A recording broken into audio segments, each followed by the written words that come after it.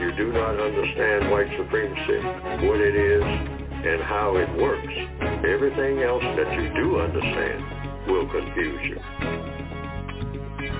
In all of these 9 areas of activity, economics, education, entertainment, labor, law, politics, religion, sex, and war.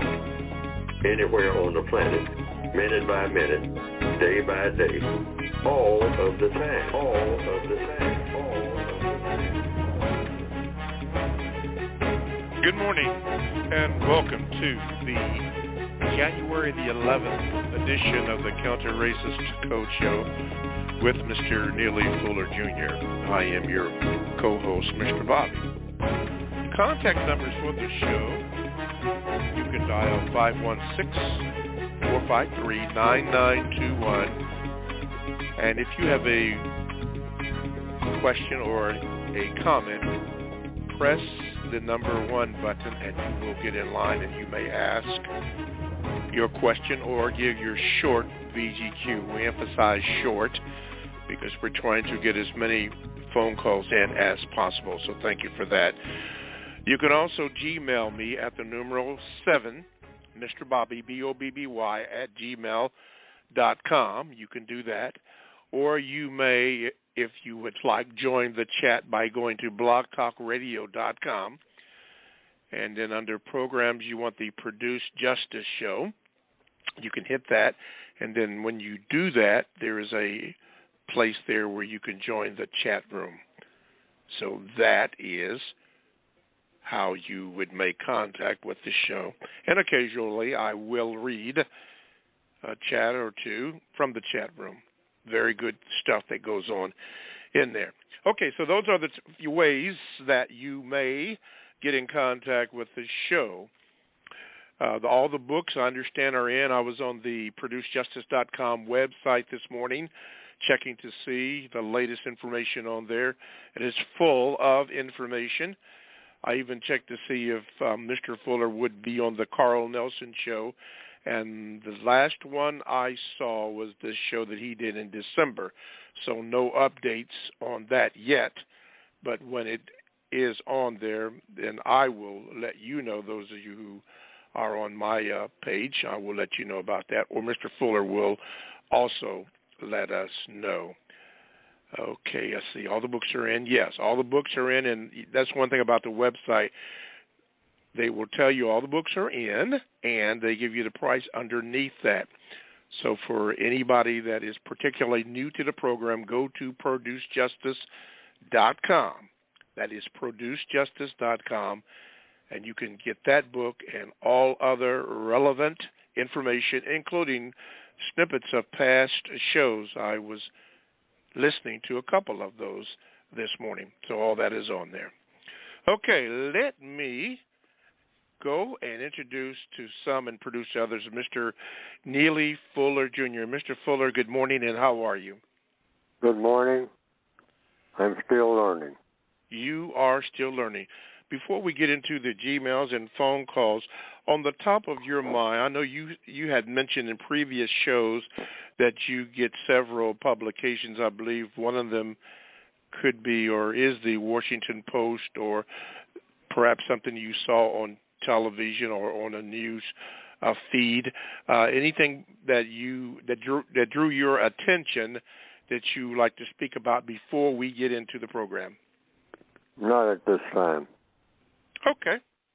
We will go right to the program, and let's do this then. Let's go to New York and Brooklyn, and let's go to Toussaint. Toussaint, you're up first with Mr. Fuller. What is your question, sir? Good morning, Mr. Bobby. Good morning, Mr. Fuller. Good morning, sir. Good morning, sir. Good morning. My question this morning, and first of all, I do want to say thank you for the suggestion to watch Shawshank Redemption. I watched it. I've never seen it before. And if there's a later show, maybe if there's a list or someplace I can find a list of movies that Mr. Fuller suggests, I'd like to check that out. My question today is, Mr. Fuller, in your formative years, would you say that you were supported in terms of your scholarship and all of the things that you were learning about the system of white supremacy, or were you kind of dismissed by other prisoners of war and other non-white folk? And also, how do you feel we should be pursuing dating as prisoners of war? Okay, in answer to the first question, people react in different ways to the material that I put out, and some people have said it's so simplistic that people miss the utility of it, which is what I wrote all the books for. But if that's the effect, my reaction is that's my fault. Because sometimes people say that what part of my book addresses what to do about things? And my answer to that is every page, every word, if you pay attention to what you're reading, is something to do. Thought, speech, action. Even thinking is a form of doing. So that's how I call myself trying to write it, but it doesn't have that effect. See, and everything should be measured by the effect. That's everything in the universe. If it's not effective, then you go back to the drawing board and try to figure out why. Because every move that a person makes, every move that any creature makes, is supposed to have the effect that the creature intends for it to have. The system of white supremacy, in the system of white supremacy, the white supremacists always design everything that they do so that they get an effect, a result. They want a result, not just a lot of theoretical this, that, and the other. It's based on theory. Everything is based on some type of thinking. Thinking has to do with theory. You think about having something done, think about inventing something. You're not looking at what you invented or going to invent because it hasn't been invented yet. You're just thinking about it. But you bring it into reality by inventing the thing that you were thinking about. The white supremacists invented something called white supremacy.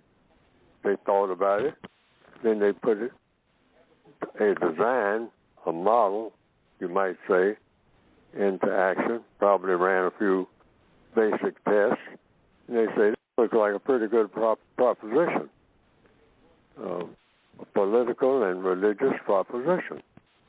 So they put it into effect when, I don't know, a lot of people trade information about that back and forth. I don't attempt to do so because I don't think there's any way to actually trace down the actual person.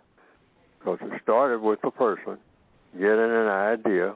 Why not run all the world's business on the basis of what color somebody is?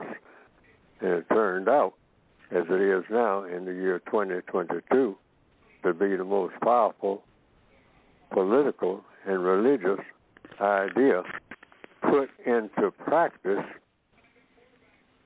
that ever was in recorded history. More powerful than any religion, more powerful than any political system. Okay. And Toussaint, you said something, you said something about dating or something like that? Yes, just in terms of finding a partner, do you think, finding a partner in the system of white supremacy and, whether that partner is supportive of our thoughts or logic in regards to the system, and do you feel like there's a constructive effect that can come from that? Sure. All right, thank you. Yes, a constructive effect can come from that, but what do you call a partner? You have to say what you're looking for in a partner. What are you getting a partner for? All right? What is your reason for having a partner, quote, unquote? So if you're talking about male, female, into action, you can go to the 8th area of activity of the basic textbook, 2016 edition, and it has some ways of going about doing that. It's an instruction textbook. If you're going to think about having a partner, the way to go about doing it. And the one thing you always want to do is have questions answered before you engage in any serious interaction in the prospective partnership, quote unquote. Questions asked, questions answered by both people so that you can get what? An understanding of what you're doing, why you're doing it, what you intend to accomplish by it. The basic question was, should you have a partner? Only an individual person can answer that. And a partner for what? What do you need a partner for? If you're talking about a sexual relationship, you need a partner to have sexual intercourse with. So, a lot of people do. Most people on the planet do. I mean, that's why the planet is populated with people. So they show indication, some kind of indication, that that's the intent. But then you want to know the best arrangement to have that will include that. So how do you find out best arrangements for anything, like playing a piano or anything? Questions and answers about what notes you can put into this musical orchestration. Because you want harmony in a partnership, theoretically. The best theory. Mm-hmm. Okay. All righty. Thank you, Toussaint. Thank you very much for your call here. Let's go to Phoenix and Darnell, I believe. Yes, Darnell? Hello. Good morning, Mr. Bobby. Good morning, Mr. Fuller. Good morning, sir. My question for Mr. Fuller is, according to the code, why do suspected white supremacists hide their racism behind their politics? It depends on whether or not they want to hide it. Sometimes they're in your face with it. They say, we're not hiding it. That's some of them. But the refined racists, which is mostly the world population of the racists today in 2022, according to the evidence, the refined racists say, don't tell those people what you're doing. Always have them a little confused, or mostly confused. You can't let them think straight about race. You got to keep them confused. So you do a little bit of this and a little bit of that, and whatever you do, you blind them with footwork. You blind them with your words. They don't know what to make from one minute to another. They're constantly scratching their heads whenever they talk to you. They walk away scratching their heads. That's what you want. That's the refined racists. Keep them confused. Because when you have people confused, you can always dominate them. Let them know what don't let them know what you're really up to at any time. I mean, say one thing, mean another, and then when they come back and check on that, then you say, well, that was a mistake made. We're taking care of those mistakes. We're ironing them out. We're working on it. We'll get back to you. Then when you get back to them, they'll say, well, we straightened it out. So you come down and check and see if you like it. So they'll have it all laid out, and it looks like, on the surface, something that you like. And you say, oh, yes, this is exactly what I wanted, sir. Ma'am, this is exactly. I mean, this is what I was talking about in the first place. I mean, it should have been done some time ago, but, better now than never. And thank you very much. And then you walk away with your package, but it looks pretty. but you haven't even opened it yet. But they said that's what they delivered. So a week later, you open it up, ready to put it to use and whatnot, and it still looks good. I mean, it looks exactly like what you wanted. And so when you put it in operation, it has some glitches. It makes it non-operational. So you take it back, you say, that shouldn't happen. We can't understand why that happened. Give me another 15 months, and we'll see what the problem is. And on and on and on and on and on and on and on. That's the refined races. Keep them confused.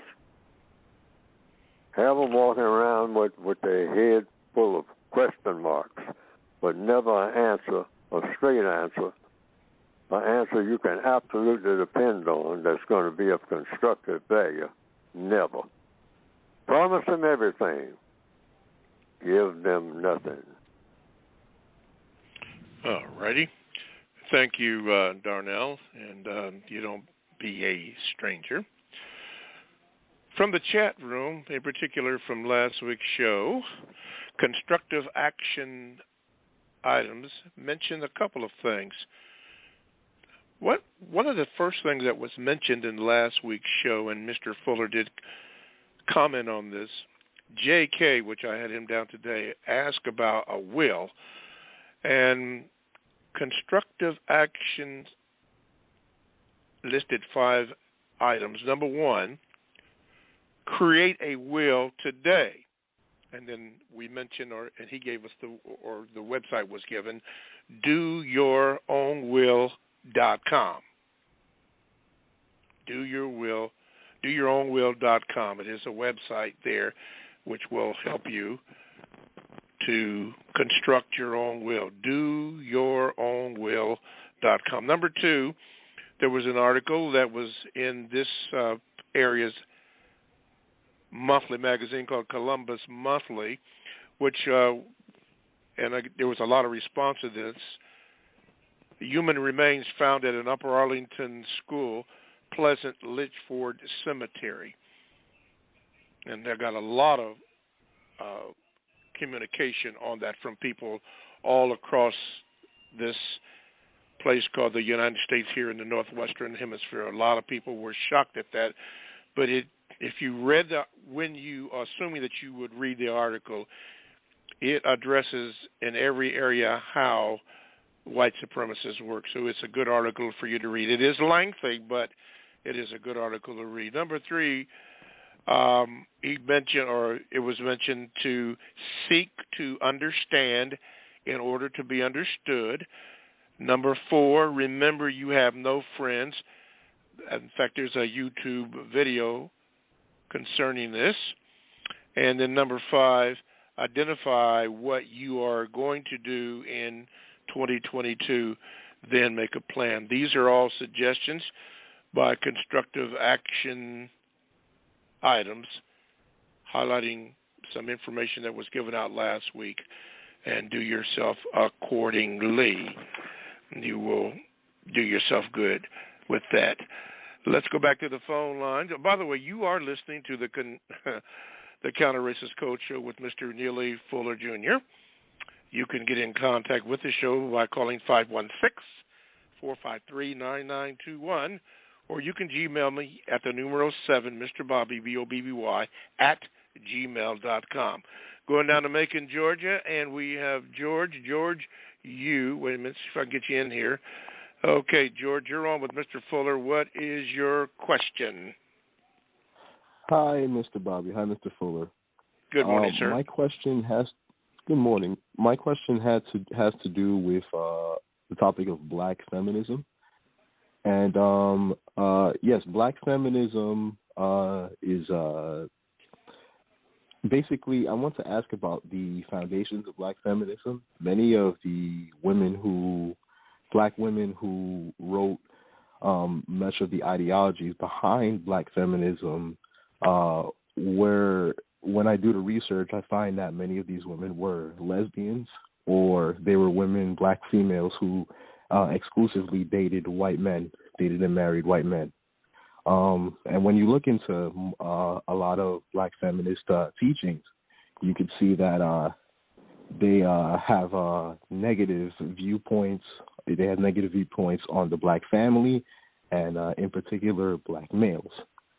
Do you think, Mr. Fuller, that based on the backgrounds of some of these black feminist writers and ideologues and the effects of black feminist teachings, the breakup of the black family, black men out of the homes, and amongst other things, where there's a disharmonious relationship, a disharmonious effect between black males and black females, do you think that black feminism has served to be a tool of sexual confusion for black people? Well, when asked about black females in the system of white supremacy, according to the code and according to logic, no black male can say anything derogatory about any black female. You can only say what she's doing or something like that, just cite the facts and let it go at that. And then say what all people should be doing, whether they're male or female. So that's how that goes. When I'm asked about anything that black females are doing, the standard answer is they're doing what they're doing. That's the standard answer. And so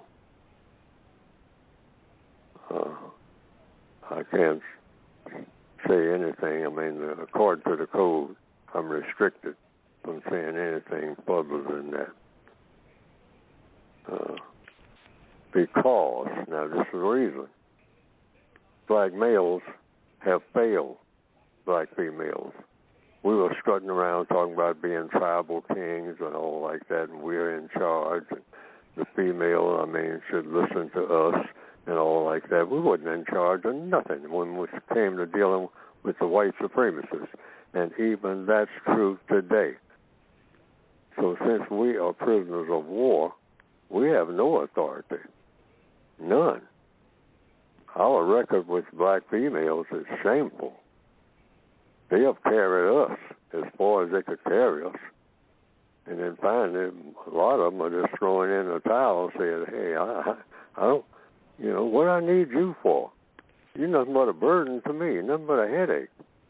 Just load me up with babies and then running all over me, beating yourself on the chest and walking around talking about you're the man.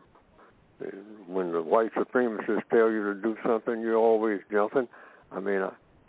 I can't take. I'm alone. I can't take no more of it. I'm getting sick of it. I'm generation after generation. I have to come to the funerals. I have to bury people. I have to keep having, ain't nobody around. I ain't got nobody that I can depend on.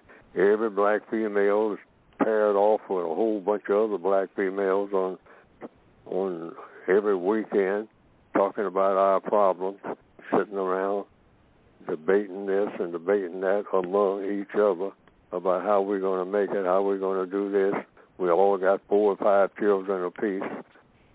And the black male is out there strutting around talking about he's king of the world and don't own 2 feet of nothing, have no authority over anything.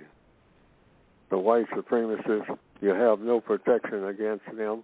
They come and make babies when they want to. The black male doesn't say anything about that and didn't do anything about it initially. It's too late now. Because I got to get out here and scuffle and bring him money.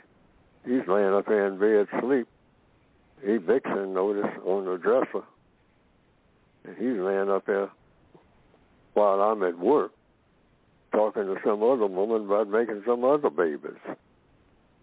And so this goes on and on and on. It's an old black tradition And the black female has gotten to the place, she's just saying, I'm on my own.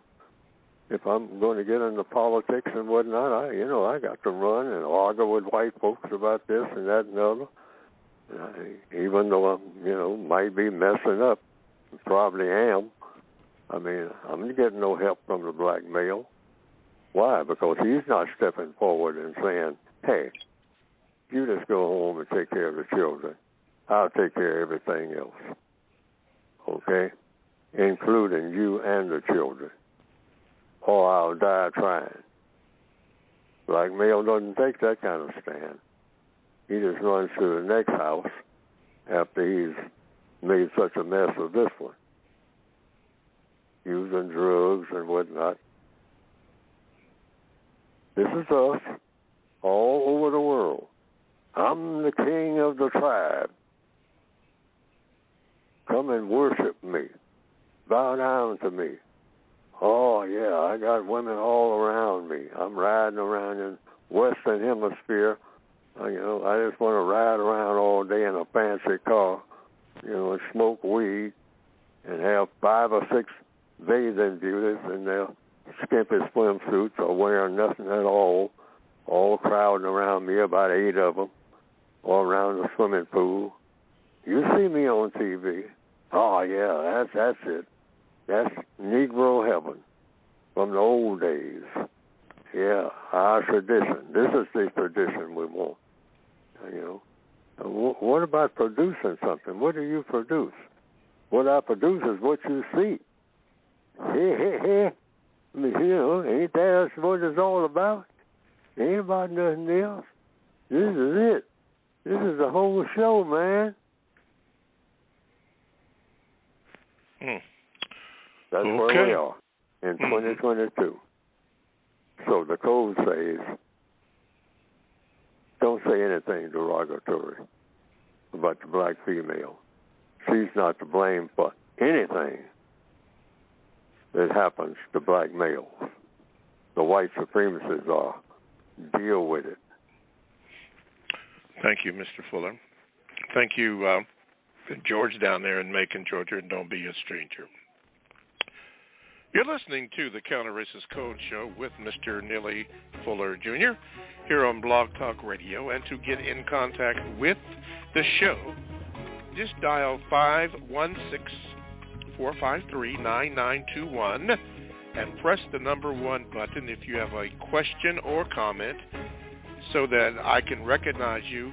And please, ma'am, please, sir, give your name to the call screener so I can give you an introduction and we can move on. You can also Gmail me at the numero 7, Mr. Bobby, BOBBY, at gmail.com, or you can join the chat room by simply going to blogtalkradio.com. You want to click on shows and you want to get on the Produced Justice show, and then when you do that, there's an area where you can just click to get into the chat room and join the conversation in the chat room. Good conversations happen in the chat room, and you can comment on that. And occasionally I will read something from the chat room. So those are the ways that you can contact the program and listen to the program and get knowledge, because we're all still learning. Let's go to the Gmails, and this is from Nawab. Says this: Mr. Fuller, you say that all we have to do is to tell the truth when it comes to race. However, the main people kicking up dust and a bunch of fuss about this non-existent CRT are suspected white supremacist Trump supporters. It is they who are storming school board meetings and state legislatures demanding an end to CRT, which, by the way, does not exist in any K through 12 curriculum, and nor has it ever. CRT is a course taught in law school only. So please, Mr. Fuller, please, Mr. Bobby, and listeners, as well. Do not fall for the okie doke, because what the argument against CRT is about is ensuring that no truth about this country's racial history is taught in school. These suspected white supremacists do not want white children becoming better informed about racism, white supremacy, and any book, even something as non-threatening as a book on Rosa Parks or Martin Luther King Jr. to them. To them it is considered CRT. That's just how ridiculous this debate is right now. So I hope this explains it so we don't have to continue responding to how they are framing CRT. Mr. Fuller, what are your thoughts on this? My thoughts on it is the textbook for victims of white supremacy. What I've written. And it says, I don't always do it. I should do it more. I just tell people, just turn the book over and look at the back cover. And that's what you go in with anything. And you open any, it says it's about the author, but it's about the author's remarks about race. That's, I don't center on anything about where I was born and all like that. That's not what I'm talking about. Where I was born and when and all this, that's not there. It starts off saying that I, Neely Fuller, the writer, author of this book, have been, like millions of others, a long-time victim of and servant to racism, white supremacy, in all areas of activity. My experiences, observations, and our studies have led me to believe the following. And then I have a list of things that tells what the book is about and and gives an introduction, you might say, to what we should be doing as victims of white supremacy. That's the label that I go under. That's the only label that really counts when you start talking about Neely Fuller. You just say he's a victim of white supremacy. In fact, when I am asked anything about any non-white person, whereas my Mrs. Dr. Maya Angelou, or whether it's Mrs. Harriet Tubman, or Harriet Beecher's,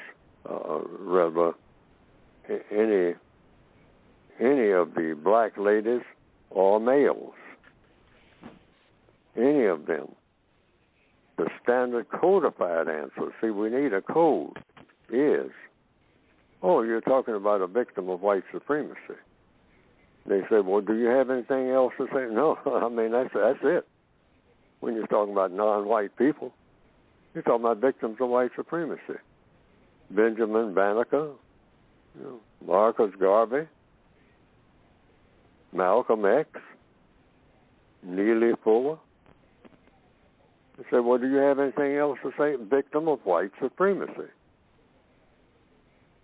We are that more than we are anything. Otherwise, why be talking about white supremacy if we are not victims of it? Every crime has a victim. Racism is a crime. Who are the victims of white supremacy? Is Neely Fuller one of them? That's all he is, a victim of white supremacy, because everything that he does is the result of his victimization. Everything that he says, every minute of every day. It's the same with every other black person on this planet, truth be told. That's what I mean by having a code. You go right instantly. It doesn't call for a whole lot of empty discussion. You say, you're talking about victims of white supremacy. You got white supremacists and you got their victims. That's most of the world's population right there. Boom. One slam. White supremacists and their victims. Yes. Now, what else you got to say? Okay. Don't forget that when you call in, callers, please give your name to the call screener so that I can introduce you, because I don't want to go or ignore your call. The machine has a little hand that goes up like you're in class and alerts me that you have a question. So please give your name to the call screener. Please, ma'am. Please, sir. From the chat room, and thank you for your call there. Marcus, I'm going to get to you, but I have to do this one first. This comes from Gigi, Mr. Fuller. She says this, Mr. Fuller, on January the 4th, at the 22:59 mark into your talk, you said something existed before it came into existence. How is that possible? Mr. Fuller, have you ever seen proof from proponents of the idea that something can come from nothing? Has anyone ever proven that to you? Thank you. Gigi. That's compensatory logic on the part of me. That's all. I didn't have to check with anybody. I came to that conclusion on my own. Now, that conclusion is either true or false. Everything comes from nothing, and so that leaves one question. Where does nothing come from? That's the question. Nothing comes from something. That is nothing before something. Maybe. I don't know. But what does that really mean functionally? I mean, that you can use. It means there's always going to be more questions than answers in the universe. So that means how many questions do you have to ask before you come to the final question and the final answer? And the answer is, for me, I don't know. But there is a final question and a final answer. And you say, how do you know that? Just like it's being asked now? I don't. But I'm using logic. There is a final question and a final answer. There's no such thing as a question without an answer. I've seen plenty of evidence of that. The first answer for most questions is, I don't know. That's why it's a question in the first place. That's according to what? Compensatory logic. Now, where does compensatory logic come from? This comes from Neely Fuller, if he's the one that's saying it. And it'll come from the other person who says Neely Fuller doesn't know what he's talking about. So that's compensatory logic. That's why I'm saying each individual person has to decide what this universe is about and where do they fit in it. Nobody has to make that decision but you, whomever you are, male, female, older person, younger person, white, non-white. You decide by using the logic that came with the universe what this entire universe is really all about and what you are supposed to be doing in it. And then go with it as best you can. That's the compensatory logic. Yes, sir. Phone lines, Long Beach, California. Marcus, you're there. Good morning, Mr. Bobby. Good morning, Mr. Fuller. Good morning, sir. Good morning. Last week, Mr. Fuller, a question was posed asking if black people are quote-unquote retarded, meaning mentally disabled, and for lack of better terms, stupid. And your answer was yes. The word retard also means to delay or hold back in terms of progress, development, and or accomplishments. Now, since the white supremacists run the planet, and they have held back the progress, development, and accomplishments of people relations and other areas of activity, would you say that the racist white supremacists are also retarded? Sure, but they're not retarded by black people. but black people are retarded by the white supremacists. It's two different things. It's a power position. Who has the most power? Who has the power one over the other? That's what white supremacy means. There's no such thing as black supremacy anywhere in the known universe. You can't have black supremacy and white supremacy in the same universe at the same time. Now, so I raise the question, well, should you have black supremacy? I say, in order to do what? The same thing that white people are doing? Mistreating people on the basis of color? That doesn't seem logical to me.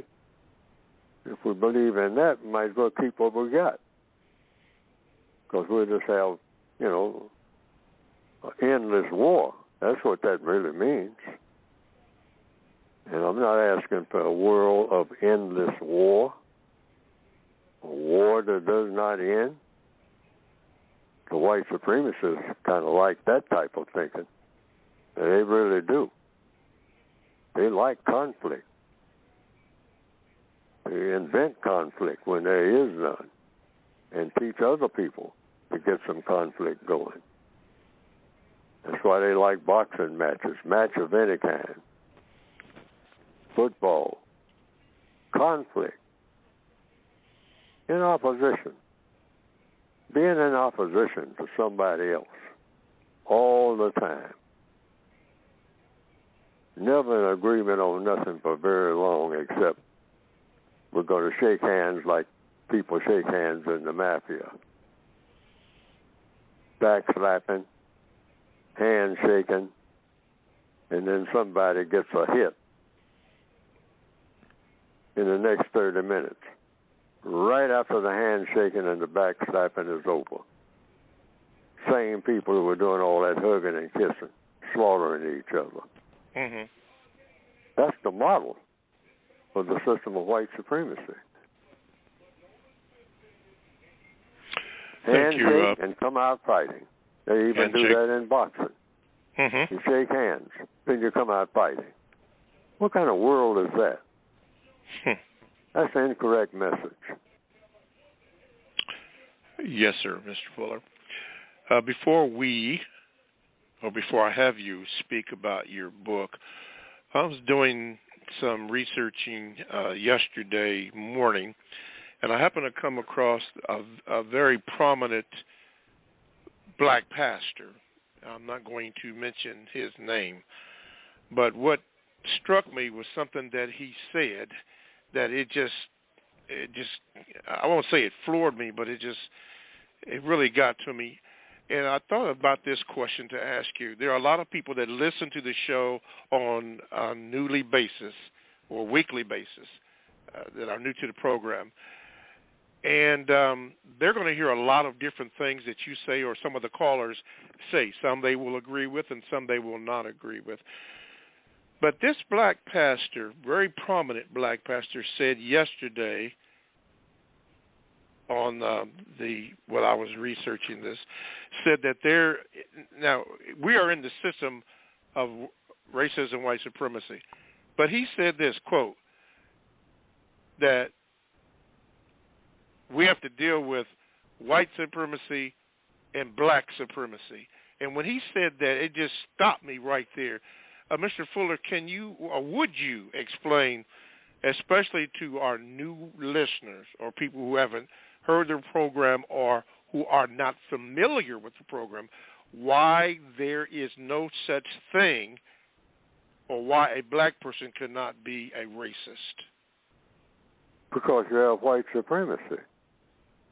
A black person can aspire to be one, but that's just like a prisoner of war aspiring to being the prisoner commandant, being the prison master. That's like a slave saying, I wish I was a master. Yeah, you can keep on wishing. Keep wishing, boy, while I whip you. Yeah, I know you wish that. Good luck with that. I'm the one with the whip. I'm your master. And you're telling me that you'd like to be the master. Sure you would. Who wouldn't in your position? Ha, ha, ha. Keep on moving, boy. Pick that cotton. Keep dreaming. That's all that is. Mm-hmm. So it's no such thing as a black supremacist. You know, the slave, I mean, hey, you know, I wish I was the master. He sure lived good. Yeah, you wish. That's not who you are. Tote that barge, lift that bale. Keep on wishing. Keep with generation after generation. In fact, you can go around and tell your fellow workers you are the master. The master don't mind that. Y'all can get into fights about it. But when he comes around, he wants that cotton picked. Y'all busy fighting. Y'all better get back to work. You got to make that quota today, or you're going to find out who the master really is. That's all Already. that is. And we're still doing it here in 2022. So the code says when some black person says something about black supremacy, and I'm supreme, I ain't no victim and all like that, don't tell Paul. Tell that to white people, what you ain't going to do. I ain't in charge of nothing. Argue with me ain't going to get you nothing. Better figure out how to talk when master comes around. Most of us do, even though we pretend that we don't. Moving right along. It's time, Mr. Fuller, for you to discuss or speak about your book. So the floor is yours. Well, everything that we're talking about right now, that's what the book is supposed to be designed to cover, to answer questions that people are asking right now. Any kind of questions. All questions should be answered because every question has an answer. And the first answer is likely to be, I don't know. But there are suggestions for answers to questions that are all through the textbook for victims of white supremacy. And so you can just turn to any page. That's how I recommend that people read it. You can get it by going to producejustice.com. Don't try to sit down and read it from front to back. It'll become boring. It bores me when I try to do that. My own book, or any book, for that matter, that's got that many pages and written the way that my book is written, which is not the best writing in the world. It's one of the worst written books, I say. It's the best of one of the worst written books ever on counter-racist science, which is what I choose to call it. But it talks about how to use words, like I just said just now, counter-racist science. That's a term you don't use very often, or you don't hear very often, because I don't hear it very often, because I made it up. You know, you make up your own words, or you give new definitions to the words that are already in use, so that you can do something different and just say you did something different. No, don't do something just to make a difference. That's a cliche saying. That's another one of those slogans that are out there. Make a difference. Make a difference of what kind? See, that calls for some details. Not just making a difference. Make a difference by what? Are you solving a problem or aren't you? Because that's the only difference that needs to be made. Problems are made to be solved. Are you solving a problem, not making a difference? Well, what you do is, you see a big sign going down the highway. In your lives, make a difference. Make a difference by doing what? Do the same thing differently? That calls for a lot of other questions. Try to be concise. Solve problems. Just put that on a billboard. I mean, all that graffiti you see up under the elevated tracks and all like that. Somebody wants to put something up there that's useful rather than Dap Daddy or something, or King Smitty. No. Solve problems. Give some kind of direction that makes sense. That'll cause a person who is about 8 years old to look at it and think, if you're going to put anything up there at all. Otherwise, just paint over all of that. It's nothing but not giving anybody any kind of inspiration to do anything. Graffiti. We call it ghetto art. Everything that you're looking at is supposed to inspire you, if it comes from a black person, to do something that will do what? Produce a constructive result. And that's what the textbook for victims of white supremacy is all about. Constructive results. Nothing else other than that. You say something, show the constructive result. And every page is supposed to lead a black person to think of producing constructive results in whatever is thought, said, or done. That's why it's called a compensatory code. It's one thing that we have missed altogether and never, apparently, according to the evidence, thought that we needed. That we needed a code. The white supremacists have a code. It's called the white code. You won't see it in print, anything like that. I mean, unless you print it. I say it every now and then and put it in print every now and then. But who talks about the white code? Who talks about how they go about doing things that make them the masters of everything when it comes to dark-skinned people? They are the masters. In fact, when black people brag about their master's degree, a master's degree? Who was the master that gave you the degree? Do we ever talk about that? I got a master's degree. Oh, yeah. You got it, which means you didn't have it before. So where did you get it, and who did you get it? Who did you get it from? Who signed that degree? And if a black person signed it, where did they get the degree that authorized them to sign a master's degree for you? Most likely, it was the real master. That's why it's called that, master's degree. You've got a degree of knowledge now. Not the whole thing, but a degree of it. And you even got that little bit. From where? From a master. What does that master look like?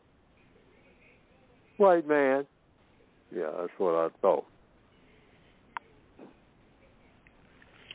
So where can I get the book at, Mr. Fuller? You can get it by going to producejustice.com. Producejustice.com. Okay. Producejustice.com. It's supposed to be a book that when you pay that kind of money for it, you're supposed to be able to say you got your money's worth. A whole lot more than your money's worth. I mean, you should have. Otherwise, the book is of no good to you at all. And I'm going to say this to the world audience. The first person that I showed the book to on my job, they said, and I just showed it to them. I let them have it. They didn't pay for it. They just showed it, so they could sample it, the reading of it. And they told me they couldn't find anything in it that was any use to them at all, that I just wasted my time writing it. And so I said to that person, it was a black male, that's exactly the way the book is supposed to work. You use it if you can get something done with it that will work for you.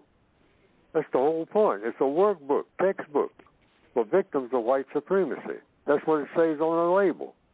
So it's supposed to work for you, never against you. Everything in it is supposed to work for you. Nothing in it is supposed to work against you. You can get it by going to producejustice.com. Yes, sir. All books in 2022 and from now on should be books written, if black people are going to read them, that's going to be worth it to the black person who read it. Yes, sir. That individual. Well, when you were in the military, in particular the Army, that black sergeant that you so often talk about, did he get a copy of that book, or did you discuss that with him? Oh no, I hadn't written it yet. Okay. And I have lost track of him years and years before I even started writing the book. As a book. I just started writing the first few pages based on logic. I didn't intend for it to be a book. And then people started asking me, Fuller, where are you from? What do you do? How do you come from? I mean, some of the things you say sound peculiar. And then the next thing you know, I was just telling people what I'd written on those first 6 pages and carrying them around, those raggedy pages in my pocket. And they say, well, where'd you get that from? I said, this stuff I made up to try to handle stuff on a daily basis. Mm-hmm. He said, yeah, you think funny, man. You say things in a different way. I said, okay. I'm finding out that I better. All right? That's just something sir. I stumbled on. And now I'm trying to share it with everybody else for what it's worth. Okay, I get that. The black sergeant was interested in you getting the results from working or something to that effect? No, the black sergeant taught me to think logically.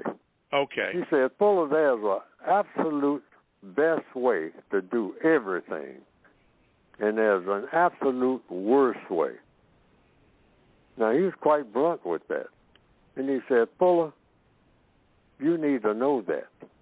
And always look for the best way to say everything and the best way to do everything. It'll work for you, Fuller, and not work against you.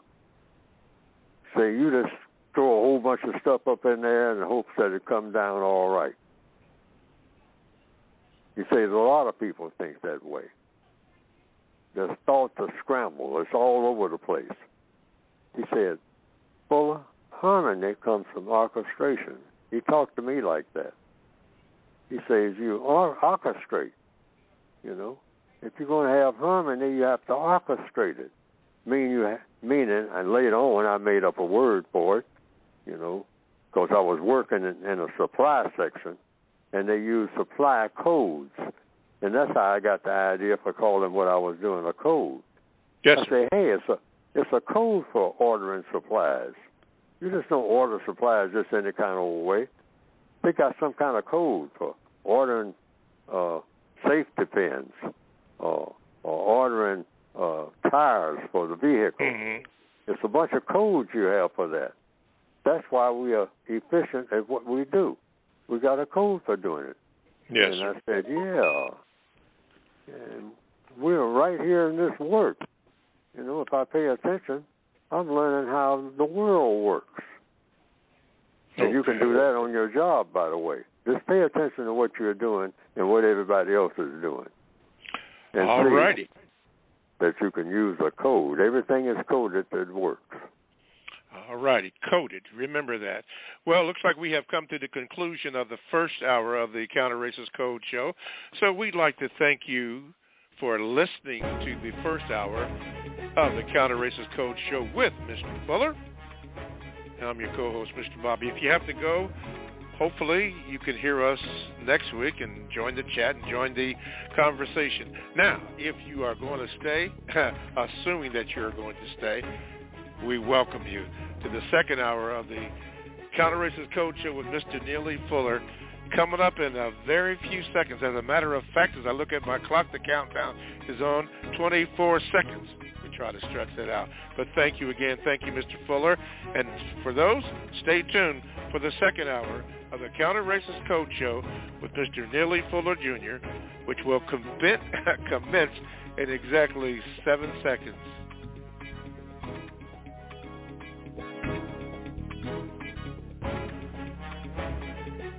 Alrighty, thank you and welcome to the second hour of the Counter Racist Code Show with Mr. Neely Fuller, January the 11th edition, 2022. Thank you for tuning in. Thank you for listening. If you have a comment or a quick or short VGQ, simply dial this number, 516-453-9921, and press the number 1 button, and you will get in line. You can also you can also contact the show by my Gmail, the numero 7, Mr. Bobby, BOBBY, at gmail.com. Or you can also join the chatters in the chat room by going to blogtalkradio.com. You want to click on programs, and you will come up with the counter. I can say the Counter Racist Code show, the Produce Justice show, Produce Justice. Click on that, and then there's a little button or bar or whatever you want to call it that you can get into where it says chat, and you can get into the chat room and be up in there. And there are a lot of people that want you to get up in the chat room, and you can join the conversations that are there. Okay. Let's go to Houston and Everett. You are in Everett. Go ahead, Ma. Good morning, Mr. Bobby. Good morning, Mr. Morning, Fuller. Sir. Yes, my question is, according to compensatory logic and the code, what cannot, let me rephrase it, what can victims of white supremacy, what we cannot blame the white supremacists for? Mr. Fuller? Well, it depends on what you're talking about. Everything is within context. But anything that happens where that involves non-white people that shouldn't happen, you blame it on the white supremacists. That's anything that happens with black people. According to what? According to compensatory counter-racist logic. That's how you express it. Not Neely Fuller. Logic. Why? Where's the logic in that? Blame it on them. Because they're in charge. They took charge. They brag about being in charge. So they say, hey, these people don't know nothing except we teach them what we teach them. All that foolishness that they do, all that stupidity, all that killing each other about, man, you stepped on my foot, or you laughed at my shoes, or whatever, or just do it just because they want to do something to attract attention. We teach them that. So they're to blame. Yeah, you just on one brush of the hand, you just say, hey, this is a result of you. Why? Because it's true, that's why. We're not just saying something just to be saying it, or just to try to win an argument. We're not trying to win anything, except a world the way it ought to be. Mm-hmm. A world devoid of mistreatment of any kind, of anybody, anywhere. A world of justice. But in answer to the question, you blame the people who are to blame. Crime has been committed. When you take over people completely, you tell them how to think, what to wear, what to brag about, what to be proud of, what not to be proud of, what to be ashamed of. We learn all of that from them, even though most of us think that we came up with something ourselves. Most of what black people come up on their own is non-constructive. Most of it, truth be told. All righty. Thank you very much, Everett. And you know the drill. Don't be a stranger. Going back to the first hour, someone asked a bit about this again. Let's do this. It's called Mr. Fuller talked about it last week at the beginning of the program, last week's program, and it was mentioned again on today's program. But it's a site called DoYourOwnWill.com. DoYourOwnWill.com. To get started on that, it was encouraged or suggested that it would be something that you may want to do to cut down on all confusion at your time of demise. From the Gmail that comes from D, says this: Mr. Fuller, good morning.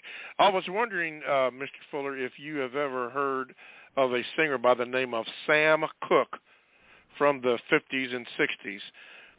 They recently made a movie about him on Netflix called, quote, Lady, You Shot Me, end of quote. And they discussed the way he was mysteriously murdered by a hotel manager while spending the night, a hooker. Did you ever hear of the story of Sam Cooke? And if so, what are your thoughts?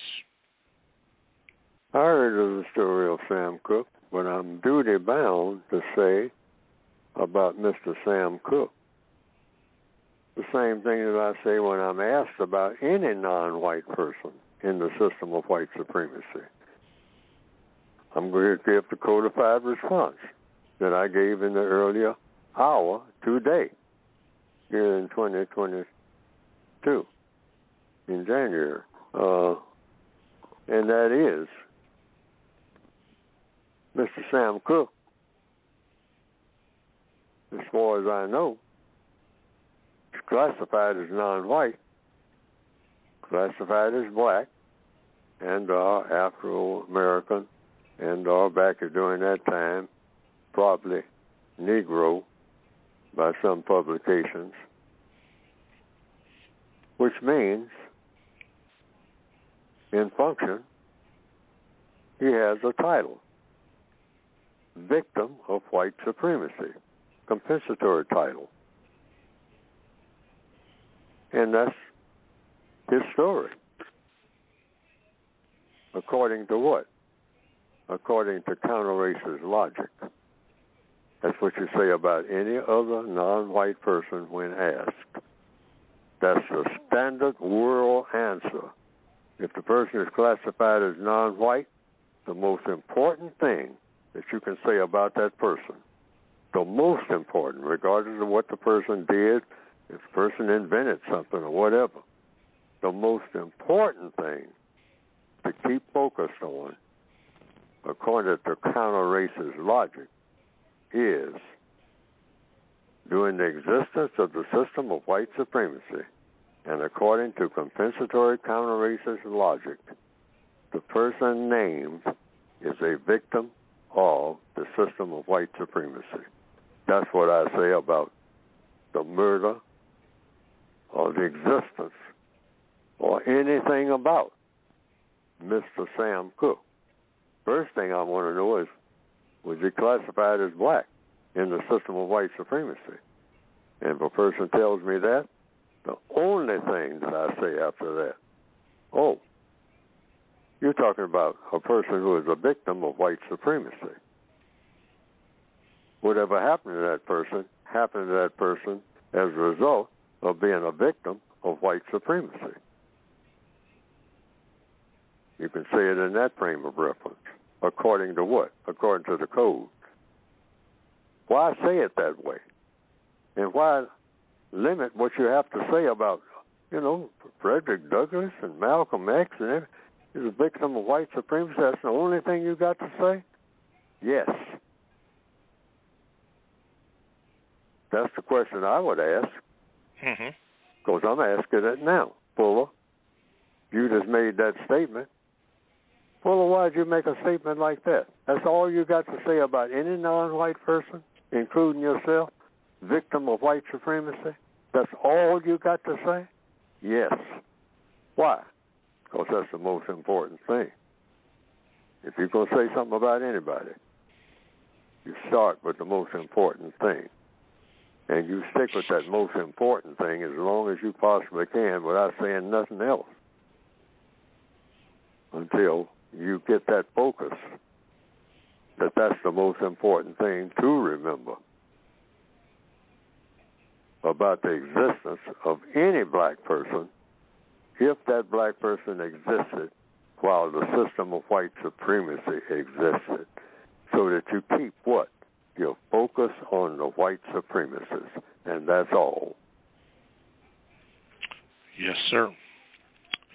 Okay. This right here from, well, I'll just read it. It says, good morning, Mr. Fuller. This is an awesome show, and I really appreciate what you guys are trying to do. My name is Reginald Pickett, and I have a question about the word riot. Is it a riot or rebellion when Black Lives Matter is accused of rioting when protests turn violent? I've heard on this show and other media, when protests turn violent, it's called a riot. But when I looked up the definition of riot and rebellion, I noticed that riots are usually senseless violence and rebellions are violent, but it's because of powerful authorities are unjust and abusing their power. The minorities will protest with violence. Is that a riot, rebellion, revolt when Black Lives Matter protests turn violent? What say you, Mr. Fuller? And thank you for your answer. I don't know, because I hadn't thought about the difference between rebellion and riot. But I do say in the textbook for victims of white supremacy that black people shouldn't participate in riots. And then I give the reason, what we usually call riots, that people get hurt who shouldn't get hurt. And according to counter-racist science, that's not supposed to ever happen if a non-white person can prevent it from happening. There's no such thing as expendable people, according to counter-racist science. We don't want a world where somebody is a throwaway. We already have that. The white supremacists love it. They love to take what the Creator created and say, we got a bunch of garbage here that people like to call people, but we ain't going to treat them like they're people. We're going to treat them like they're garbage, which means burn them up, throw them out the window, hang them up, shoot them. They're throwaway. They're trash. They're garbage. So that's the white supremacist philosophy of categories of people. And they've done an excellent job of it. Mm-hmm. We don't want to participate in anything where somebody is going to get hurt that shouldn't get hurt. If you can avoid it once, or even things that are destroyed that are useful. Once somebody sets a car on fire, cars are expensive. Even though floods come and wash away cars, vehicles by the thousands, the white supremacists, they don't care. They just run some more off, To them, they make things with a purpose of tearing them up, because that's their type of thinking. They produce things for the purpose of doing nothing but tearing them up or throwing them away. They'll produce food, and people down the road, 2 miles away, are starving to death. They'll take that food and throw it into a volcano. Tons of food. They produced it, but they'll destroy it, say, well, I'm not going to give it to them. I give it to them, I'll make them strong and healthy and whatnot. I don't want them to be strong and healthy. I like for them to be miserable. So I'm not giving it to them. I'm going to destroy it. So the white supremacists really kind of welcome black people participating in riots.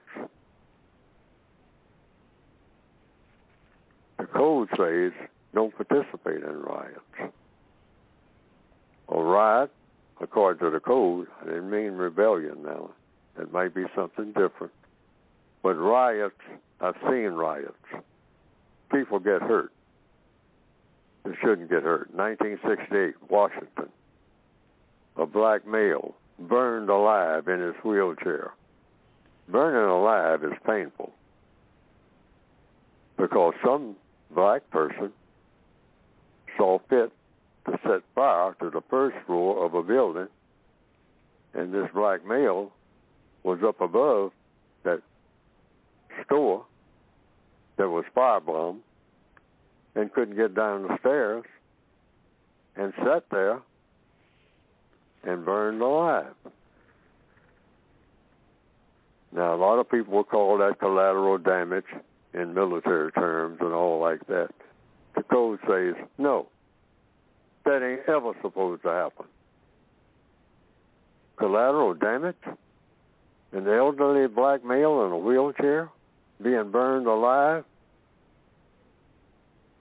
because homeboy says he's angry, and so he's going to burn this store down that belongs to somebody white, naturally. So the store burns down, but the elderly black male in a little room above the store was consumed by fire, according to a report that I heard. 1968 riots, so-called Martin Luther King riots. Okay? It's not supposed to happen. They say, well, Fuller, these things happen. No. We don't want that kind of world. Don't even think about it. But when you do think about it, think about no. There's no such thing as one throwaway person. No. You don't have any throwaway people, period. And you don't destroy materials that can be used. So riots, no. Demonstrations, okay. I think Martin Luther King would agree with that. I think he would. Think he would. Don't riot. You can demonstrate, but you don't want anybody to get hurt. Somebody may get hurt, but you don't dismiss that as no. You immediately see to it that if anybody gets hurt, you put yourself out there to get hurt, and not somebody else. Martin Luther King did that. Okay. Let's see here. Let me do this, and then I'm going to go to the phone line. So hang on, Justice in Illinois. Hang on, TA in Chicago. Shauna in L.A., you hang on. And then the person in the 513 area, which I think is Cincinnati, has no response from you, but you hang on because I'm going to go to this.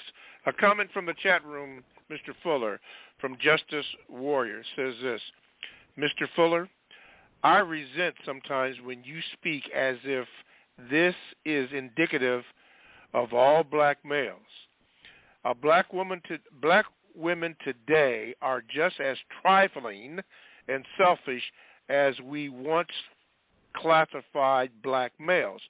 My point is that both black men and black women are messed up, and all of the black men in this chat ain't knocking up random women and beating our chest like we're the man. So stop, Mr. Fuller, referring to the exceptions to the rules. Stop using the stereotypical black male as being representative of our whole, because that's not true. That came from the chat room from Justice Warrior, VGQ. And there might be a response later to that. But in the meantime, in between time, we're going to go out to Illinois. Justice, you're in the house. I think I got you on. Yeah, got you on. Justice. I'd like to comment on that. Oh, okay. Well, go ahead, Mr. Fuller. Hang on a minute, Justice. Go ahead, Mr. Fuller. Yes. The person that called, that should be considered. But I also want to say that I agree with the caller. Black males, who is to blame for the way black males behave toward black females? I'd like to explain that according to the code. The white supremacists. That's why I say you have to get rid of the system of white supremacy. There's just no way around it. There's no way to squirm around it. There's no way to have what you call segments of black society that are doing this and we can do that and we can do this and white supremacy is still in place. You still got racism. If you've got racism in place, everything is messed up. Nothing is the way that it ought to be when it comes to interaction between people. Nothing. This entire world will stay the way that it is. You have to get rid of the system of white supremacy. That's the whole point. I emphasized the thing this morning about the black female. But yes, it's true what the caller is saying. Black males, many of them do the best they can. But the key thing that he said is we're all messed up. But who is to blame for that? The system of white supremacy. Because it intends for people to be messed up. It brags about people being messed up. They like for all people to be something that they shouldn't, including all of the white people themselves by being white supremacists. We should have universal man and universal woman in total harmony. That's the goal. And that can be anybody, white and non-white. You meet the universal criteria, meaning you believe in justice and you practice it. Okay. Constructive actions responded to Justice Warrior's comment, saying this: if you're referring to my earlier comment about how he being Mr. Fuller, tends to classify some black males, then I say my desire is that he doesn't lump us as black men in the same category with the stock character of black men, the stereotypical black males who do all those foolish things, because the black men over here on this page and in this chat are all about constructive behavior and producing constructive results. So again, stop lumping us in with those superficial coon males. That was a response from Constructive Actions item. Illinois, let's go again to Justice. You're on with Mr. Fuller. Hi, good morning, Mr. Fuller and Mr. Bobby. Good morning. Good morning, sir. I would just like Mr. Fuller to explain whenever he says according to the evidence, what he means by according to the evidence. Evidence as far as evidence to me. That's the answer. And I'd like to say codification is about centering everything around yourself. That's why I have total regard, according to the code, for everything that everybody else says, even if they're saying it about me. I have to say, well, that's that person's opinion of Fuller, and you're entitled to that. That is a rock-solid feature of the United Independent Compensatory System. That VGQ factor is important. You can say anything about race, racism, or connected with race, racism, or counter-racism that you want to say, because as a victim of racism, if you are classified as black and or non-white, and you're on this planet in the system of white supremacy, you can say anything you want to about race, racism, or counter-racism, and no other person is supposed to say, you're not entitled to say that. Why? Because based on logic, you're a victim of racism. You can say anything about your victimization that you want to say, and should be, according to what? According to logic. Now, according to the white supremacists, that ain't true. But the white supremacists are not looking for counter-racist logic. They don't want any counter-racist logic nowhere around. They are just for what? Racist logic. So this is all a part of counter-racist science. VGQ, Victims Guaranteed Qualification.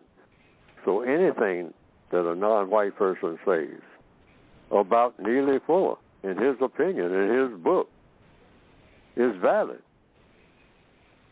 If it's something plus, it's valid. If it's something minus. Why? As prisoners of war, we can say anything about anything, because at the end of the day, it's the white supremacists that make all the decisions anyway about all of us. So a whole bunch of slaves in the bottom of the ship giving their opinions of each other. What does that amount to at the end of the day, logically speaking? Nothing. Just opinions. They all chain to each other. So, my man, you know, I like you yesterday, but I don't like you today. Or, man, I don't like you. I don't like the way your attitude is toward this and that and the other. I don't like what you said about, the way you wound up on the ship. I mean, it was hard. I had a harder time winding up on this ship, trying to get away from it than you did. And a bunch of slaves going back and forth with each other about their condition. And the slave master comes down the ladder and say, I hear arguments going on down here. I don't want to hear no more. Or whoever is doing the arguing when I get down here ain't going to get nothing to eat. He's going to get a whipping beside it with the chains on. Go ahead, Mr. Fuller. And that's it. That's all. Okay. Alrighty. And thank you, Justice from Illinois. I got to make a correction here while I'm here. Those two particular comments came from, let me see here, if I can get it right here, Justice Warrior. The reaction did not come from constructive actions, but this is what constructive action items did say. It says, focus on the most constructive thing that you can do this very moment. 2, ask yourself 4 questions to help you solve the problems in front of you. What do you want to do? Why do you want to do it? How do you plan to do it? And what constructive results to be? Got it. Made the correction there. What do you expect? Yeah, well, I'm just reading what they wrote. Yeah, okay, yeah. What do you expect the constructive result to be? There you go. That's in all the book. Correct. Yes. Page 171 and 172 in the code book this is on. Okay. Boy, so many things are coming across. While we're going to do this, let's do this. You are listening to the Counter Racist Code Show with Mr. Neely Fuller Jr. Now, if you would like to get in the show, call this number in the remaining moments that we have. Here's the number, 516-453-9921. Press the number 1 button, and we'll try to get you in as quickly as we can. You can also Gmail me at the numero 7, Mr. Bobby, BOBBY @gmail.com, or you can join the fabulous conversations in the chat room. Just go to blogtalkradio.com. You want to click on shows and go to the Produce Justice show, and then an icon will come up where you can enter into the chat room and leave your opinion or join the conversation. Okay. Very, very, very good. Very, very good. There's some good stuff going on in there today. All righty. Thank you again for your listenership, and we're going to try to get everybody in as much as possible. By the way, I do make a lot of mistakes on this show, not on purpose, but I'm still learning. TA, Chicago, man, got you in finally. Go ahead.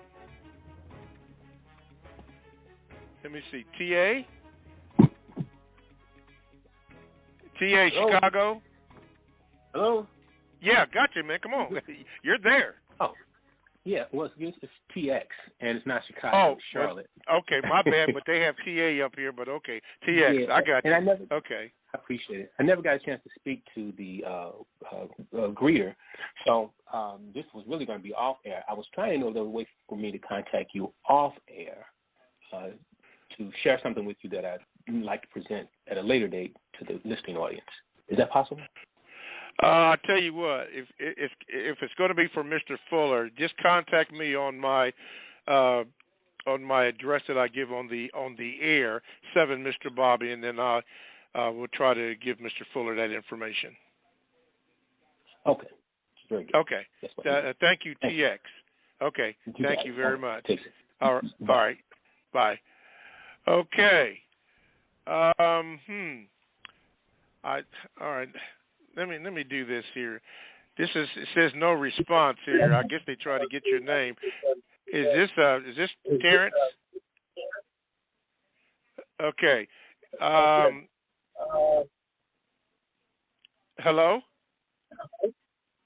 Okay, this is not working out too good. Okay, Shauna, see if I can get you in here. I don't know what's going on here. Okay, Shauna, are you there? Yes, I'm here. It's there Shannon. You go. Shannon Mugabe. Okay. Go ahead, Shannon. What's your question for Mr. Fuller? Well, I'd like to say Hotep and Black Power to Brother Fuller. I met him when I was 21 years old, and he signed my book. I used to belong to this group called Third Eye Consciousness in Cincinnati, Ohio, and the brothers had bought Mr. Fuller there, and I really think his books are really profound, and they've really helped me all this time, and I really like to thank him for his hard work and his diligence in helping our people to wake up. All right. Okay. Now, before I let you go, did you have a question for him other than to thank you? No, I just wanted to let him know that I wanted to really thank him. Okay. Mr. Fuller, you want to respond to the thank you? Well, I appreciate her appreciation, and I thank her for that, but I'm just doing what I'm supposed to be doing. I think that's what all black people are born for, is to solve problems, and there's no problem among people bigger than racism worldwide. So, particularly if a problem affects you personally, everybody should be embracing whatever they think will be the solution to that problem. Because as long as we have this problem, we're going to have this problem. And there's no way around it. There's no end run you can make it. You know, it's not like running off the field and say, I'm sick of it, I don't want to be a part of it no more. There's nowhere to run. You got to actually replace the system of white supremacy with the system of justice. It's got to be done. Otherwise, nothing is going to be the way it ought to be among people.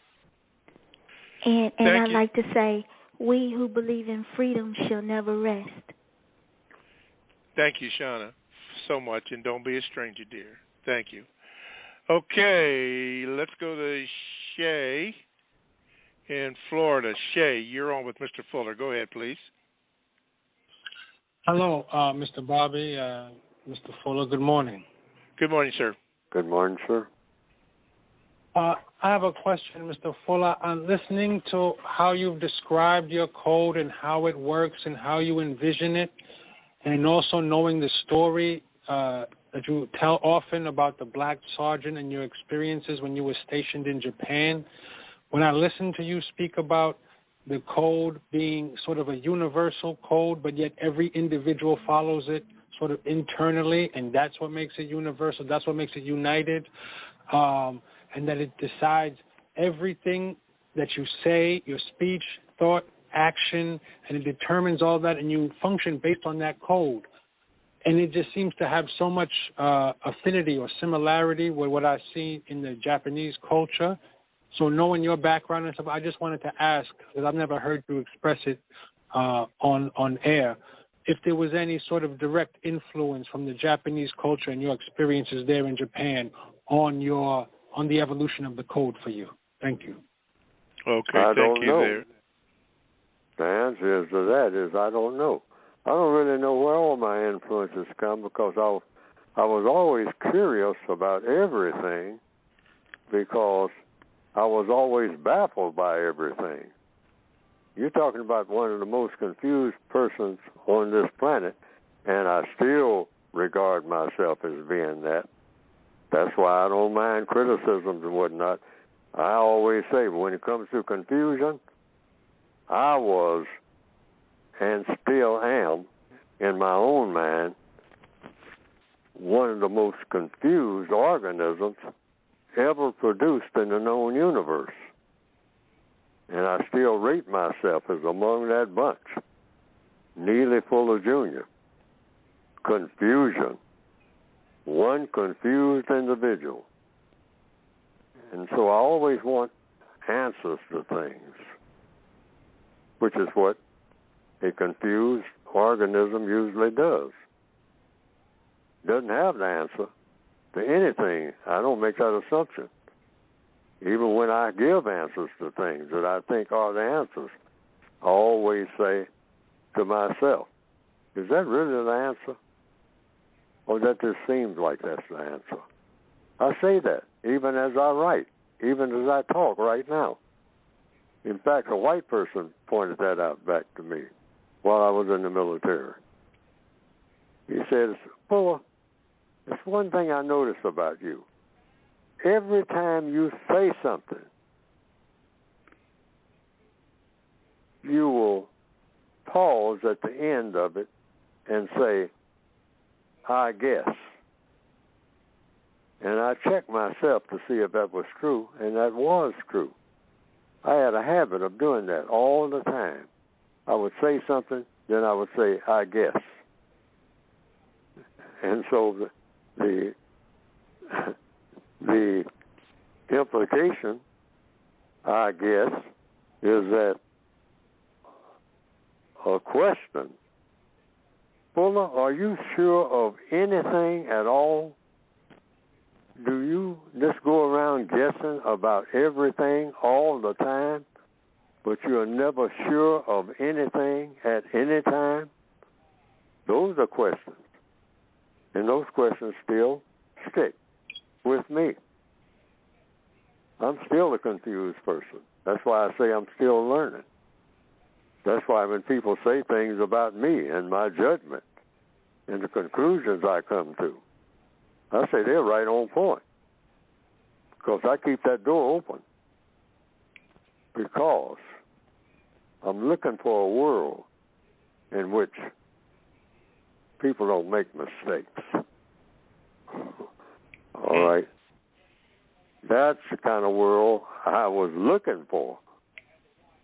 But I was told by this sergeant, Fuller, you're running all over the world looking for an ideal situation. He says, let me tell you one blankety blank thing.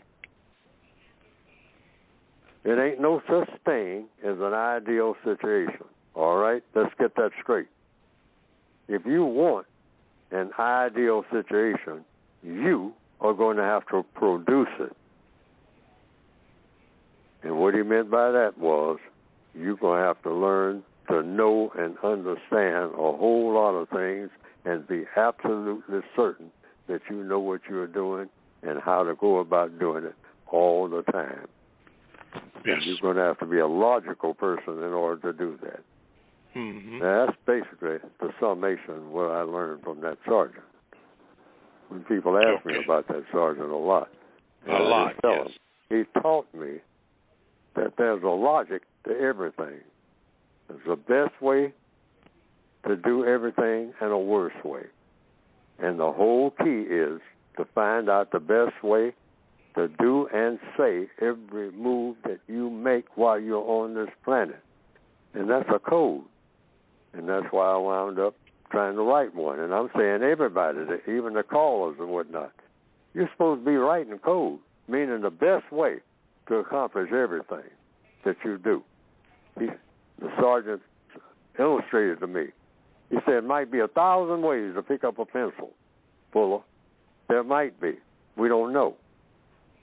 But you want to know the best way to pick a pencil up off of a desk, because there is a best way. A best way and a worst way to do everything. And I believe that, because I've seen evidence of it. All right. Thank you, Jay. Don't be a stranger. Let's see here. Mr. Fuller, a question from Helen B69. So, Mr. Fuller, if countering racism should not be made into a religion, then why is it most correct for all thought, speech, and action be geared towards eliminating the system of white supremacy? Why should? What's the last part of that question? It says, Mr. Fuller, if countering racism should not be made into a religion, then why is it most correct for all thought, speech, and action be geared toward eliminating the system of white supremacy? Because the system of white supremacy is the strongest religion on earth.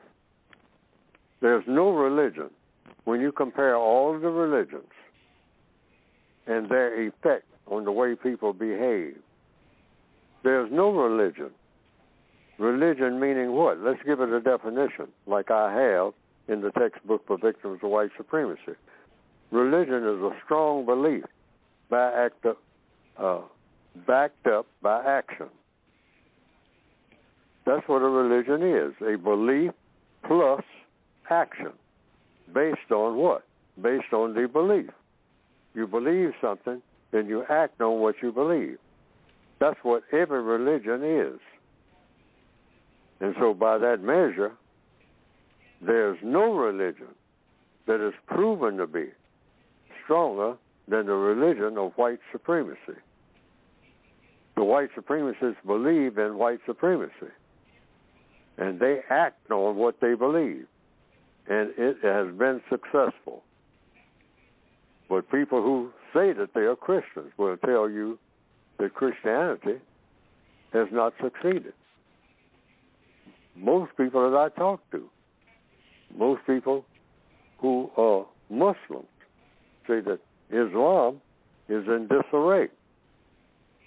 It hasn't succeeded. It's in the process of trying to succeed. And Confucianists and Buddhists say the same thing. They all say that the condition of the world is not the way that it ought to be. That's why they're still in business as Christians, as Muslims, as Confucianists, as Hindus. They're working toward a goal. The white supremacists say, I'm the only one who has achieved the goal.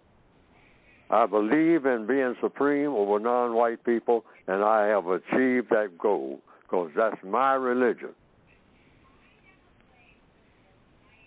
Now, I don't know if I answered the question or not, but I'm saying if you're going to counter that, you can say you got to have a strong belief in a religion called a counter-racist religion, if you want to call it that, because that's what all a religion is, a strong belief plus action that proves that you have that strong belief. A lot of people who say that they're Christians, and when you ask them questions about what does their Christian religion require them to do, it's all over the place. And when you ask a person standing next to them, well, they're a Christian, and that's all over the place. Plus, it contradicts a whole lot of things that the other person said that they are. So which Christian is a real Christian? You've got confusion there. The white supremacists ain't confused about nothing when it comes to white supremacy. Yes. They just want to know, am I supreme at the beginning of each day over all these dark-skinned people? Do I tell them what to do, and they do it? Do I? every day. And if the answer is yes, I've accomplished what I set out to do. I don't know anything about what the rest of y'all are doing, and I don't care because I don't have to. I'm supreme. Okay, and Helen B. said, thank you, Mr. Fuller, for answering. Oh, thank you for Mr. Fuller for the answer. Okay. And then she has that produced justice. Okay, thank you. Thank you, Helen B. Gary Jones says this, Mr. Fuller. How can black people love each other properly? Practicing justice. And the first step toward that is don't contact people. Ask me, and this is the answer. I'm going right to it. Answers. How do you do that? The first order of business is for black people to have a code that means, or adopt a part of the code, because it's already a part of the code, adopt a part of their code of not contacting anyone. Like Fuller, I made contact. I'm making contact now without the intention of producing a constructive result. You don't make any contact with anybody, including people that you call kinfolk, unless you have already figured out that this contact is going to produce a constructive result. 2 words. Problem solving. That's another 2 words. You can use that because constructive results means problem solving. So when you contact somebody, it's supposed to be about problem solving. Every black person on the planet should make that a part of your code starting right this minute. Don't contact anybody, white or non-white, 10 people, old friends, new friends, whatever you want to call them. You don't make contact with anybody. You avoid contact, really, with people. Because if you make contact with people, you're spreading poison because you're poisonous. And the people you're making contact with are poisonous. Why? Because in this world, the white supremacist has made everybody poisonous. All right? So you're doing nothing but spreading poison unless you have a plan. Every time you deliberately contact anybody for producing a constructive result, meaning solving a problem that needs solving in a constructive manner. Because if it's not a constructive manner and needed solving, it wasn't a problem in the first place. You know? And so, always don't make contacts. No contact, no conflict. Because if you make contact with anybody, that's why black people are always in conflict with each other. We make contact all the time just to be making contact. We have to stop that here in the year 2022. You're not going to do that no more. You don't make contacts unless you have already figured out in advance, when I make this contact, it's going to have a constructive result for everybody involved. Otherwise, I am not making this contact with this person. Period. Period. Okay. Last question, I believe it is, for this particular show on the 11th of January. This comes from Victor. He says this, my question is, how can the non-white become aware of the global system of racism, white supremacy, when the white supremacists, the racists, educate them that they are members of a race? You have said that the only reason of being a member of a race is to practice racism. Yes, that's in the textbook. So they find that out. They think of it that way. It's just a thought, speech, action. That's what the textbook is for. So in answer to the question, I would say as the first step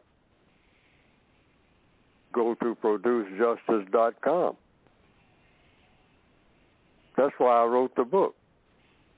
I looked around looking for years, or thinking, without really calling it a code book. I wanted to know, where is the book that will tell me what to do? I'm reading Tom Sawyer and Huckleberry Finn. I'm reading Richard Wright. I'm reading Nature Boy, Black Boy by Richard Wright, Native Son by Richard Wright. I'm reading books about the race problem, E. Franklin Frazier's books. I'm reading books written by black authors. I heard about this book. I reached and grabbed that one. I said, but where are the books that tell me what to do? And I said, well, if I want to read a book that tells me what to do, it looks like I'm going to have to write it. So that's what I tell people now. You can get in touch with Neely Fuller's book as a start, and then from then on, you own your own. Because I think it's a basic start. Probably not good enough, but in a ragged way, basic. You can start with that. Go to producejustice.com and listen to the programs and participate, and then get the book if you think it's important enough to do so, and then glance through it, and then from then on, you say, hey, Fuller wrote some code about how to solve this race problem, but it ain't solved, so Fuller's book ain't done the job, so I'm going to write one that does the job. So that should be your aim, in my opinion. The aim of every black person who is trying to solve the race problem. Hey, come up with a code for doing it. If you don't like what Neely Fuller said, write something that does it. Neely Fuller will buy it, because that's all I'm trying to do. Solve the race problem. Why? Because that's the key to solving all the other problems. That's why. Okay. Looking right in here, we have about 7 minutes of the show left. Actually, 6 minutes. You've been reading, or you read newspapers, you catch publications that might be of particular interest to you. I don't know if you did it this morning, but what have you read that maybe raised a question with you, or something that maybe you knew or didn't know? Have you read anything or recently that sparked attention from you?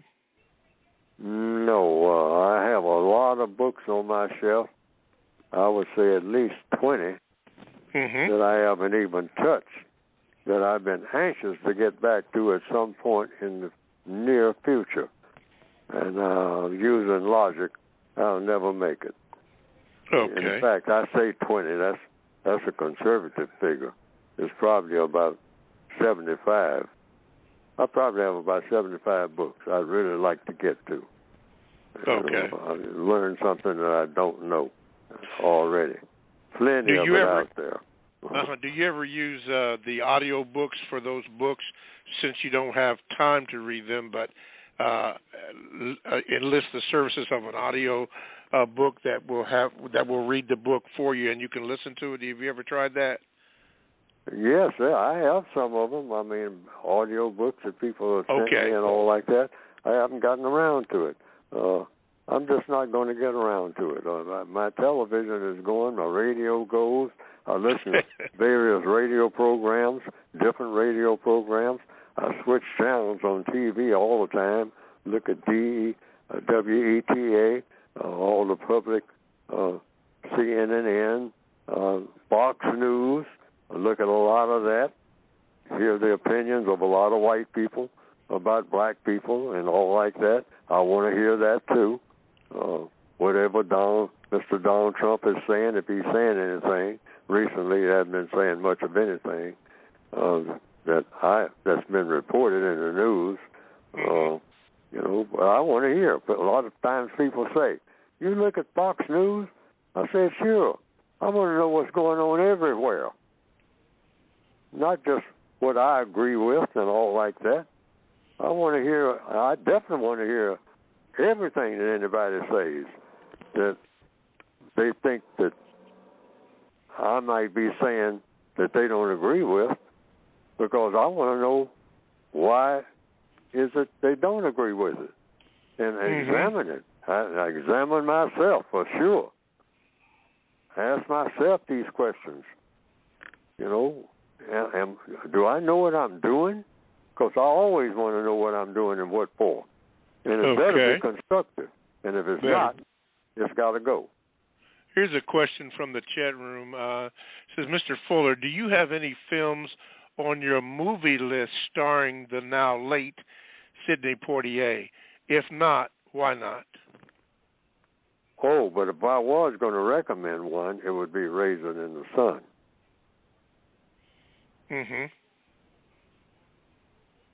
Okay. Now, I don't have that on the list, I don't think. No, I don't have it. It may be on there. I don't think it is. And it has lessons. It's a well-done movie. Yes. But I don't think I have that on the list. Yes. Now, I noticed this morning when I was looking on the Produce Justice website, I did not see the list, the movie list, but I do understand that at one point it was on the website. Do you know any reason why it's not there now? Or maybe I missed it, but I did check for that particular thing because someone had asked me about the movie list. I don't know. I really don't know the answer. But I say a lot of people have mentioned, like The Matrix, a movie that I have on my shelf, but I've never taken the time to even look at it. But they say that's a very powerful movie, and along the lines of a lot of things that I say on the air and in my book. But I say that if people find something in it that they can use, and it produces a constructive result in their own comings and goings and things that they do, that's the whole point of looking at anything, reading any book, looking at any movie. You might look at some newsreel, that came out in 1942. And yes. It will be just one or two things you saw that you thought about it, and it changed your whole perspective on a whole bunch of things that revolutionized your way of thinking in a way that always worked for you. Then by all means, you recommend that to someone. Yes.